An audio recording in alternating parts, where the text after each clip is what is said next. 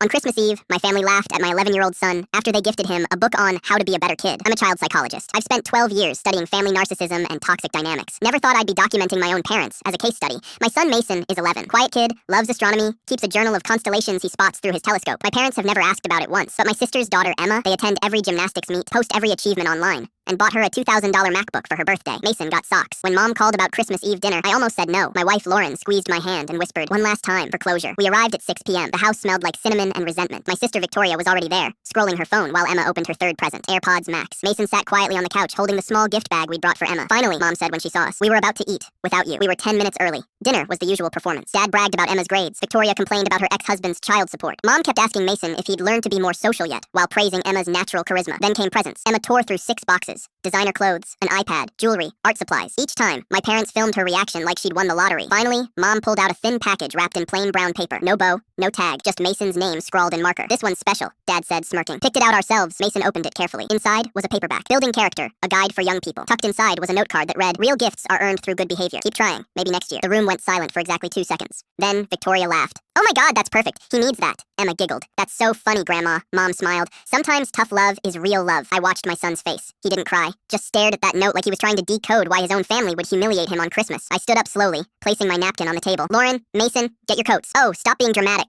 Victoria said. "It's just a joke." "A joke," I repeated quietly. "You humiliated an 11-year-old boy as entertainment, and you think that's funny?" Dad pointed at me. "Don't you dare lecture us about parenting. We raised you." "Yeah," I said. "You did. That's exactly the problem." We left. Mason stayed quiet the entire drive home. When we got inside, he finally spoke. "Dad, why do they hate me?" That question broke something in me. "They don't hate you," I said. "They're just broken people who feel powerful by making others feel small." Lauren hugged him. "You're not the problem, sweetheart. They are." That night, after Mason went to bed, I opened my laptop. For 3 years, I'd been writing a research paper on covert narcissism in multi-generational family systems. Every example, every case study, every toxic behavior pattern I documented, all of it came from my parents. I turned our family into a research paper on generational trauma. Never told my parents. Watched it go viral. Then my mother called, voice shaking, asking if I'd written about us. "I wrote about toxic family patterns," I said calmly. "All names were anonymized." Victoria figured it out. "Everyone in her book club is talking about it. They know it's us." "Maybe you shouldn't have given my son a humiliation gift for Christmas." She started crying. "We were trying to teach him." "You were trying to feel superior," I interrupted. "And now you're a published case study on pathological narcissism. Congratulations." Dad grabbed the phone. "You're destroying this family." "No," I said. "I'm documenting how you already did." I hung up. 3 weeks later, Mason came home from school excited. "Dad, my science teacher said she read an article about family psychology and how some grandparents play favorites. She said it's not the kids' fault when adults act that way." He smiled, genuinely smiled, for the first time since Christmas. "She's right," I said. "Last week I got an email from a publishing house. They want to turn my research into a book for parents navigating toxic family dynamics. The advance is enough to take Mason on the astronomy trip he's always wanted. The one where you visit actual observatories and meet real scientists." My parents sent a Christmas card this year. It came with no gift, just a note. "Hope you're happy now." I looked at Mason, reading his constellation journal on the couch, finally understanding that some people's cruelty has nothing to do with his worth. I smiled and threw the card away. "Yeah, I'm happy now."